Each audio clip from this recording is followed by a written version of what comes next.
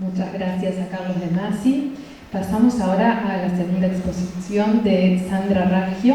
Es representante de la Comisión Provincial por la Memoria con sede en la ex Dirección de Inteligencia de la Policía de la Provincia de Buenos Aires, PIPBA.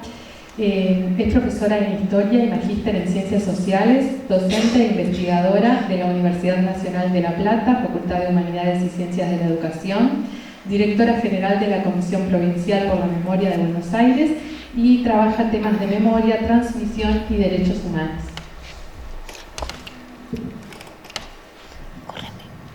Bueno,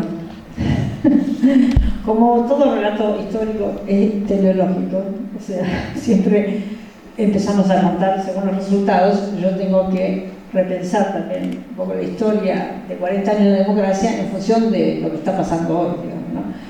En Argentina cumplimos 40 años de democracia el 10 de diciembre de 2023, el día que asumió Milei la presidencia de la Nación. Así que, más allá de, bueno, ciertas convicciones y certezas que tenemos de lo que hicimos en esos 40 años de democracia, el deber invita a repensar esos 40 años e incluso la dictadura misma en clave de ese resultado que esperemos que sea provisorio, pero por más provisorio que sea, ha hecho un daño importante en la sociedad argentina, en la democracia, y también nos permite también pensar cómo estamos pensando en la democracia. Sobre todo recuperando aquel 10 de diciembre de 1983, cuando la democracia, bueno, a diferencia de Uruguay, en Argentina los golpes de Estado habían sido una cuestión recurrente en la historia contemporánea, en la historia del siglo XX, con lo cual la cuestión de la idea de la democracia era algo bastante poco definible, ¿no? Había sido una experiencia que la sociedad argentina no había vivido plenamente. Por lo tanto, esto de recuperar la democracia era una frase que no sabíamos demasiado qué era, que esto de recuperar la democracia, ¿no? Volver a la democracia ¿cuál? La democracia del 23 de marzo de 1976 con el gobierno de Isabel Perón, con todo lo que había sido también el despliegue, la violencia que ya estaba instalada en Argentina. ¿Cuál era esa democracia? La democracia de Ilia, con la proscripción del peronismo. O sea, habían construido un consenso democrático.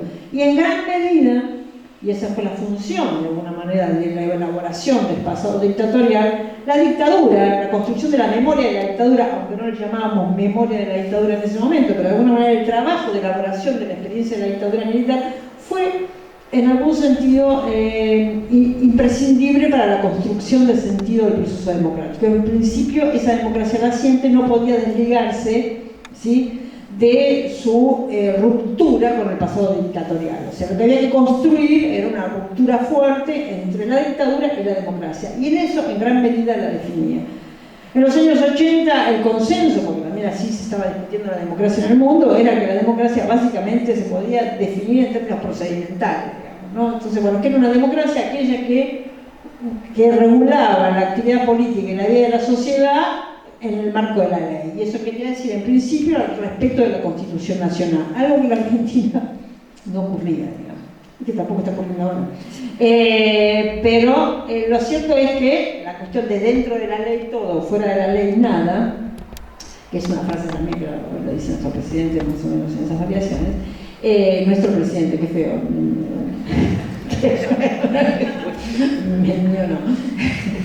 no sé, yo no sé dónde vivo, soy una paria.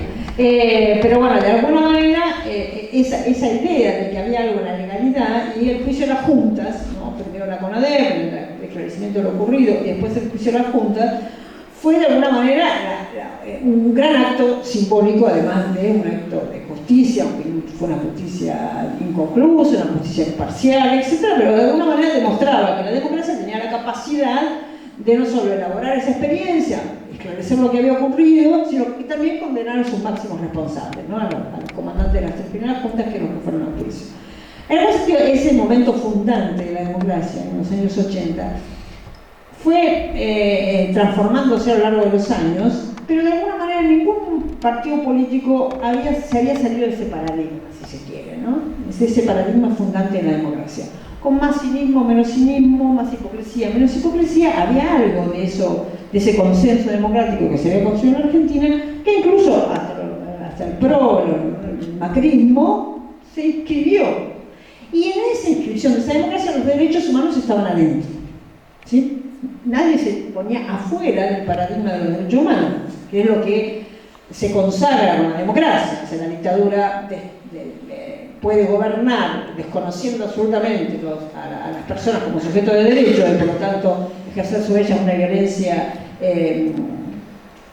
horrorosa, sin ningún reparo legal, o sea, básicamente negando a ese sujeto como sujeto de derecho por la construcción del subversivo, del terrorista, del delincuente subversivo, del apátrida, digamos, una serie de construcciones de ese otro a eliminar, que hizo que, bueno, efectivamente el orden, ¿no? Cuando Videla dice los desaparecidos no están, no existen, son una entidad, de alguna manera lo está poniendo en ese lugar de no humano, pero básicamente lo está poniendo como personas que no están sujetas a derechos, digamos. Por lo tanto, se puede actuar por fuera de la ley, incluso de las leyes que existían, como por ejemplo la pena de muerte. En Argentina la dictadura decide no eliminar a los adversarios por la aplicación de la pena de muerte, sino que decía otra cosa, digamos, ¿no?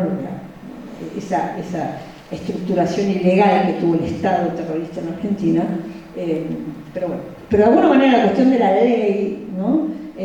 Por eso la cuestión de la obediencia de vida, el tema de los que daban las órdenes, los que habían construido toda esa estructura de la ilegalidad. Pero lo cierto es que con sus oscuridades, sus sombras en el periodo del neoliberalismo, incluso con los indultos, incluso con la obediencia de vida, con el punto final, eran incluso decisiones que se hacían, eran distintas estrategias para llegar al mismo punto, digamos, consolidar la democracia. Algunos dirían hay que mirar para adelante, ¿no? Como reponía recién, ¿no? Esa cuestión de la memoria neoliberal de para qué el pasado, lo importante es mirar para el futuro, eso no tiene ningún sentido, etcétera, etcétera. Pero las distintas fuerzas políticas se acomodaron ahí. Democracia y derechos humanos, en algún sentido, parecían dos cuestiones indisociables. Hoy estamos frente a un gobierno que se ha corrido absolutamente de ese paradigma. Se para afuera y dice, esto es totalmente discutible. La democracia no tiene nada que ver con los derechos humanos. El problema de las sociedades es el Estado, precisamente el Estado como garante de derechos, no el Estado como represor, no el Estado, ¿no?, como disciplinador, no el Estado como el que sanciona y el que destruye el Estado, sino el Estado como garante de derechos. O sea, de alguna manera lo que está pasando en Argentina es que hoy hay una fuerza política que tiene cierto consenso, que probablemente tiene más consenso en las ideas que a lo mejor el voto, porque hay una parte de la sociedad argentina que le resuena bien esto. ¿Por qué la democracia está vinculada con los derechos humanos? ¿Por qué nosotros tenemos que garantizar con nuestros aportes los derechos de los sectores más pobres? ¿Por qué con la nuestra? La frase, ¿no? ¿Por qué con la nuestra? ¿Por qué con la nuestra? ¿No? ¿Por qué con la mía? Que se arregle solo, los pobres son pobres porque quieren, ¿no? Y el Estado no tiene... una destrucción de ciertos principios básicos de la convivencia en una sociedad que nosotros estamos atravesando como un discurso público. Esos discursos estaban, por supuesto que estaban en la sociedad argentina. Ahora, lo que no habíamos imaginado, aún los más pesimistas, es que podía ser ese el relato oficial. Ese es el relato oficial, es lo que se dice, lo que están los mensajes presidenciales cuando transmiten en cadena nacional, lo que le dicen los legisladores, ¿sí? Y además, quienes deben controlar que la justicia, que los gobiernos gobiernen de acuerdo a derecho, no lo hacen. Hoy hay una fuerte, la palabra sea degradación, no sé cuál sería el concepto, pero hay una cierta debilitamiento de la institucionalidad democrática, esa institucionalidad democrática que en los 80 era como el sustento básico y que había funcionado. Nosotros podíamos decir que la democracia estos 40 años de democracia tenía muchos problemas, pero fueron 40 años de democracia, ¿sí? Ahora, el 10 de diciembre del 2023, esto hay que empezar a relativizar, porque claro que hay democracia en Argentina, pero es una democracia que no tiene nada que ver con ese paradigma democrático de los 80, que de alguna manera fue parte de ese consenso. Hoy hay un consenso que se rompió. Bueno, las políticas de memoria, ¿cómo entran ahí? Digamos, para muchos, en gran medida, las políticas de memoria habían sido centrales en la construcción de ese consenso democrático, ¿no? El repudio a la dictadura, en algún sentido, era una salvaguarda de este consenso democrático. Bueno, eso es otra cuestión que se perdió. Hoy podemos ver en circulación, no solo de los jóvenes, eso de militantes de Libertad Avanza, de funcionarios, que bueno, nosotros nunca pensamos como comisión que la cuestión sancionatoria era importante en esto. No estamos de acuerdo con sancionar el negacionismo, me parece que son otras las estrategias, pero sí la apología del delito, y estamos haciendo denuncias por apología del delito bastante recurrentemente, porque es una apología. O sea, hace poquito a un militante de un pueblito muy chiquito, bueno, que está cerca de La Plata, tenemos un vínculo con los organismos de derechos humanos de ese pueblito tan chiquito, pero un militante de Libertad Avanza, en un programa de radio que tiene, todo el tiempo hablan de los Ford Falcon, qué bien, de los modelos 76 como me gustaba, abría el baúl, y la frase que repetía en los distintos programas es: abrías el baúl y olía a justicia. Esas cosas, y se reían todos, ¿no? Bueno, si hicimos el tipo por lo menos no se pudo presentar como candidato, el resto de todas las otras restos de las fuerzas políticas lo denunciaron, lo repudiaron, que fue un avance, ¿sí? Hubo otra concejala de mi pueblo, Chacabuco, un pueblo de la provincia de Buenos Aires, que el 24 de marzo hizo un posteo donde había un avión con cuerpos cayendo, y puso Día del Montonero. Bueno, tuvo que renunciar como concejala. O sea, todavía podemos generar un escándalo de que en los funcionarios públicos por lo menos eso no se ha admitido, pero van, ¿no? Ahí ni siquiera yo no creo que sean 30.000, ¿no? Ahí hay me parece bien que lo hayan tirado del avión, me parece bien que lo hayan secuestrado en un Ford Falcon, digamos, hay lo que antes probablemente se decía en escenas privadas, porque esas cosas se decían, ahora, bueno, y como Ana Arendt dice, ¿no? Lo que implica que algo tome estado en la escena pública, que se pueda decir, qué fronteras se corrieron ahí, ¿no? ¿Qué es lo que es posible decir? Claro, frente a Gaza, todo, ¿no? Qué sé yo, el Falcon, el baúl que olía a justicia parece casi, ¿no? Frente a Gaza, en la exposición del horror, ¿no? Bueno, porque también tenemos que pensar eso en los contextos globales, donde también la significación de ese horror, como lo vimos en los 80, incluso en los 90, ¿sí? Hoy, contar un centro clandestino de detención y el horror de un centro clandestino de detención hoy, ¿qué novedad presentan las nuevas generaciones? Que están atravesadas por las escenas del horror. Entonces, hay muchos elementos para tener en cuenta y para poder pensar por qué, por ejemplo, en Argentina llegamos al punto en el que llegamos. Pero lo cierto es que, bueno, pensar las políticas de memoria. Claro que no, más allá del resultado, podemos decir que las políticas de memoria en Argentina tuvieron resultados que se ven. O sea, las políticas de reparación en Argentina fueron políticas reparadoras. Las víctimas del terrorismo del Estado en Argentina se han sentido reparadas. Porque la justicia condenó a los responsables, lento, no como queríamos, la impunidad ideológica, pero bueno, el esclarecimiento de la verdad. Podrán discutir si olía justicia o no, pero lo que no pueden discutir es que los Falcon verdes utilizaban para los secuestros ilegales y que había vuelos de la muerte. Más allá del horror del uso de ese símbolo, nadie puede negar que lo que ocurrió, ¿no? Lo que ocurrió. Podemos decir que los desaparecidos eran terroristas, pero no podemos negar que existían los desaparecidos, ¿no? Entonces ahí hay una cuestión de base, que no es menor, más allá, no digo, ¿para qué sirve la evidencia si después pueden venir incluso a hacer apología de la misma? Pero no es menor, porque bueno, la historia sigue, no es menor que ese sustrato de hechos probados no pueda ser discutido, ¿no? Laje, que es uno de los pregoneros de la batalla cultural, hizo el spot oficial este año, sobre el 24 de marzo, y hace todo un relato de la historia reciente, y habla de las organizaciones armadas, ¿no? Reponiendo cómo había sido, bueno, en el mismo sentido, ¿no? Los responsables, los los máximos responsables de esto fueron las organizaciones terroristas, ¿sí? La dictadura respondió, pero tiene que decir respondió mal. Hubo violaciones de los derechos. No puede negarlo, eso no se puede negar. Ahora, porque la operación negacionista en Argentina no es negar lo que no se puede negar, pero sí sembrar la duda. La operación negacionista no está en decir que no existe, sino relativizar, pero no son 30.000, no eran víctimas inocentes, eran terroristas. ¿Te contaron a vos que ponían bombas? No, no me contaron que ponían bombas. ¿Te hablaron de los montoneros en la escuela? Y la verdad que no hemos hablado mucho de los montoneros en la escuela. No, no me hablaron de los montoneros en la escuela. No te contaron toda la verdad. Yo no le creería tanto a Estela Carlotto cuando habla. ¿Quién habrá sido la hija? La duda.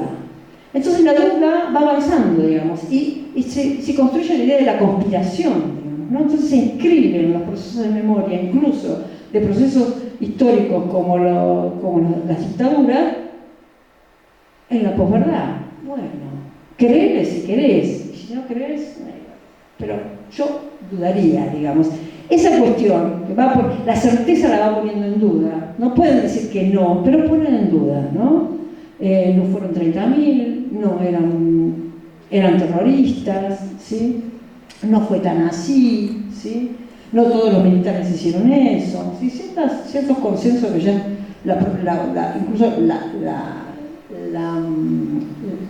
la propia justicia aprobó de manera reiterada, pero bueno, lo cierto es que las políticas de memoria, digo, tuvieron resultados, y las políticas reparatorias, o sea, la acción retroactiva de las políticas de memoria fueron efectivas. Lo que tenemos que pensar, y es lo que estamos pensando, es lo que tenía la proyección que tenían las políticas de memoria, que es esto de las garantías de no repetición. Yo nunca creí mucho en las garantías de no repetición. Así, de que si hacemos un monumento, si hablamos de estos temas, estamos considerando garantías de no repetición. Las garantías de no repetición son otras cosas, digamos, son más objetivas, tienen que ver con las condiciones de vida, con un montón de cuestiones, digamos.